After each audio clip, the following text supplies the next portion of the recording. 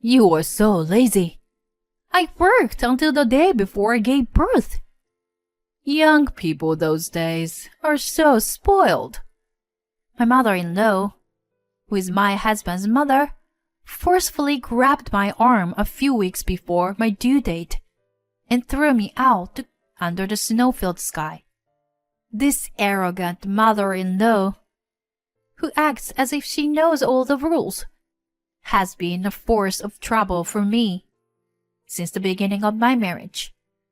I never imagined that it would escalate into a major incident that involved neighboring residents and was covered in the news. My name is Judy, and I am 32 years old. I married Scott, a classmate from university, and 2 years have passed since then. My husband was allowed to attend university by his parents on a condition that he would return to his hometown someday. After graduating, Scott returned to his hometown and began training at his family's long-standing restaurant. I was working as a company employee. We decided to get married because we were in a long-distance relationship. I moved to my husband's hometown, but my heart, which was full of expectations for a new place, was shattered early on. I am strict. I'm gonna make sure you're properly trained, so be prepared. I was greeted by my mother-in-law with such enthusiasm that I thought the devil himself had come. My husband and father-in-law are both relatively quiet people, but my mother-in-law has a strong and clear voice, and it's also quite loud. As someone who suffers from migraines, her loud voice made me suffer and echo painfully in my head. My mother-in-law apparently wanted to welcome a daughter-in-law from the same industry background as their family. If you don't approve of me marrying Judy, I won't inherit the family business. Despite her initial disapproval, my husband's strong will eventually convinced her to reluctantly accept our marriage. My father-in-law, on the other hand, was always kind to me from the beginning because I was the person his son had chosen. Their family restaurant was located nearby the in-laws' house. The house was originally built by my late grandparents-in-law, and although it was old, it was renovated a few years ago. My husband and I lived in a separate building on the property. He wakes up early to go to the restaurant for morning preparations, and after seeing him off, I hurried back to the main house, where my mother-in-law was waiting for me. Come on! Come on! You're not going to make it in time for breakfast if you were that sloppy. From early morning, my mother-in-law slams her hands together and yells at me as if a strict director has come. If I dare to answer back, she would probably treat me even more strictly. I find it too troublesome, so I just let her words pass by.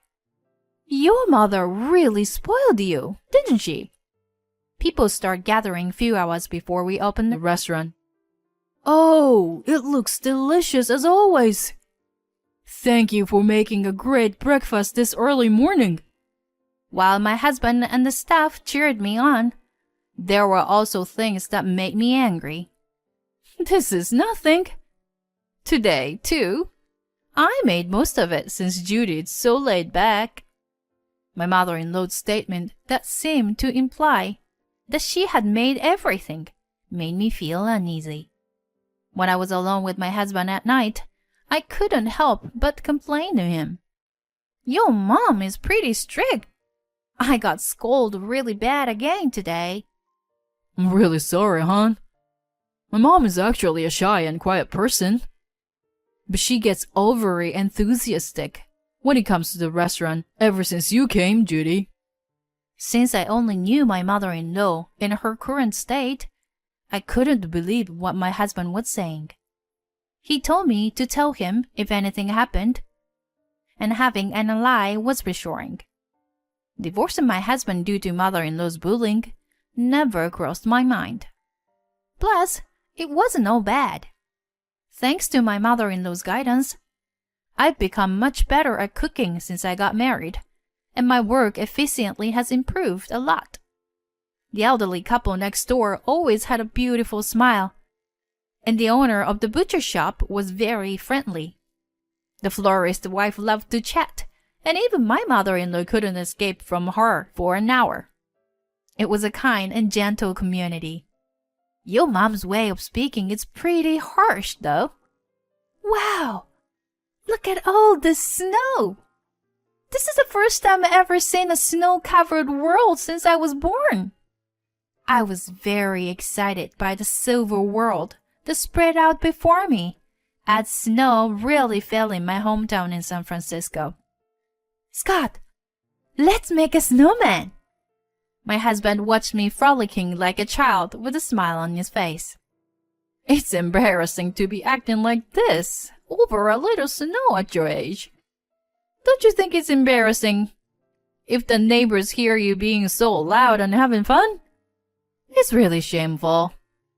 My mother-in-law seemed to have been watching us from our house, and after giving me a snarky comment, she went back home. Standing next to me with a disgusted look, I unconsciously muttered to my husband, Hey, Scott, don't expect me to take care of her in the future. After 2 years of marriage, a change occurred between us when I finally got pregnant with our long-awaited baby. It was a happy and exciting moment for us after undergoing numerous hospital visits and treatments to achieve the pregnancy. Surprisingly, my mother-in-law did not make any comment or criticism about the baby, which was a relief for us. When I announced the pregnancy, she simply said with a smile that I had never seen before, Oh, really? That's great news! But make sure not to catch a cold, Judy. However, as usual, she quickly returned to her stern expression and added, You will still do the household chores. I was confused by my mother-in-law's constantly changing expressions. Although I did not have severe morning sickness, I struggled with anemia, making breakfast preparation challenging. One day, she noticed my struggle and made breakfast for me, grumbling under her breath. Thank you. It's not a big deal. I just got irritated because you were being slow, she replied dismissively. Despite her behavior, I sensed her kindness when she regularly checked on me and left food for me to eat. The rest of my pregnancy went smoothly, and by the time I entered the second trimester, I was excused from making breakfast and helping at the restaurant because of the strain it was putting on my body. I started spending more time at home, and my stress level decreased a lot. My mother-in-law came regularly to check on me and left me food. I just came to check if you were not slacking off. Here, I made too much food, so eat some. I think you are a kind person, aren't you? I said this, thinking of ways to get closer to my mother-in-law despite her strange behavior. Suddenly, my mother-in-law stopped moving and muttered something so quietly I couldn't hear it.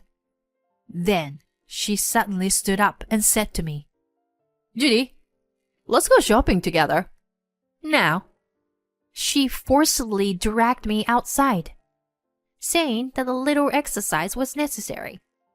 I told her I wanted to rest at home, but you're lazy.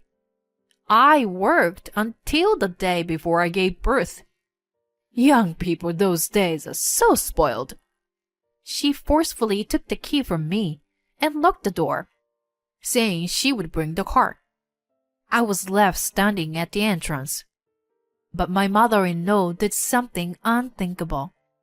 She got into the car and opened the window, saying to me, Shovel some snow or do something, and work a little. You can't come in until it's done. Then she drove off.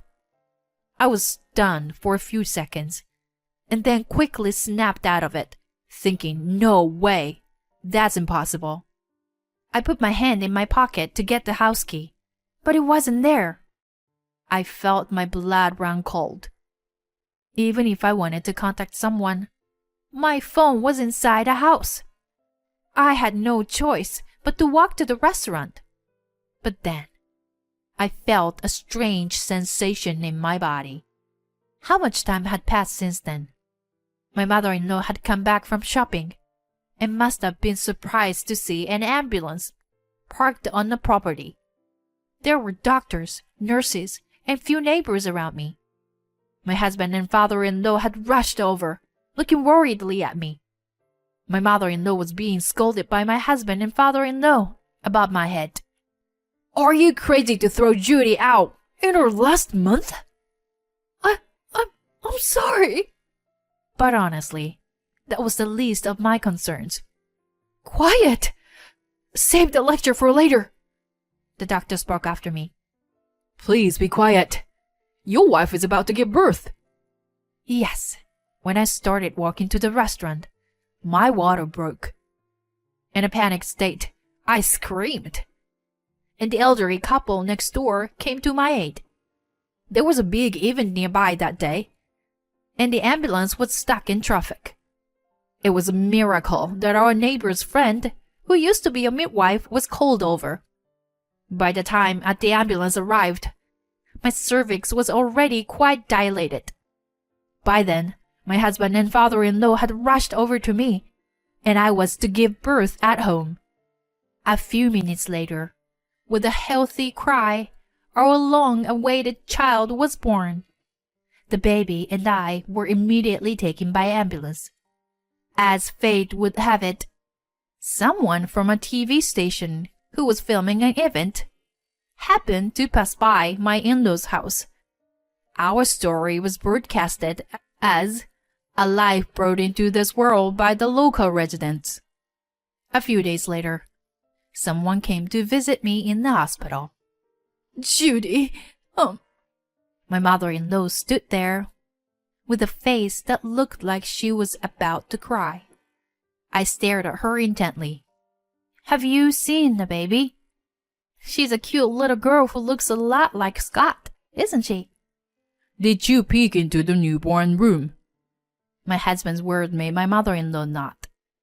But I was really scared, thinking that the baby might not have made it. Do you understand what we went through? You did something very serious. My mother-in-law hung her head. "I know.